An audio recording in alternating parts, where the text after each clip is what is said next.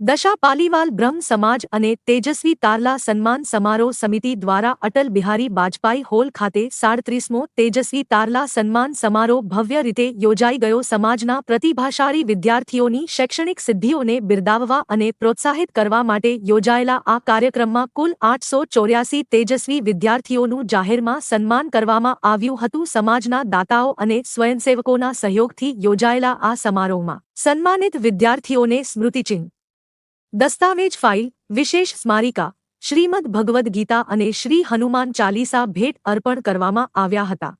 રાજેશ પંડ્યા, શ્રી દશા પાલીવાલ બ્રાહ્મણ જ્ઞાતિ તેજસ્વી તારલા સન્માન સમિતિ દ્વારા આજે 39મો તેજસ્વી તારલા સન્માન સમારોહ યોજાયો, જેમાં કુલ 882 વિદ્યાર્થીઓનું સન્માન કરવામાં આવ્યું.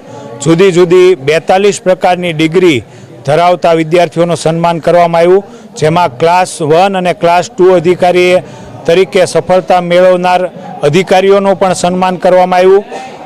શ્રી અશોકભાઈ લાદવા જિલ્લા પંચાયતના પ્રથમવાર પ્રમુખ બન્યા, એમનું પણ સન્માન કરવામાં આવ્યું. પરમ પૂજ્ય સીતારામ બાપુ અને અન્ય સંતોના આશીર્વાદથી આ કાર્યક્રમ યોજાયો, જેમાં PhD કરતા વિદ્યાર્થીઓ તેમજ MD અને MS ની ડિગ્રી ધરાવતા વિદ્યાર્થીઓનું પણ સન્માન કરવામાં આવ્યું.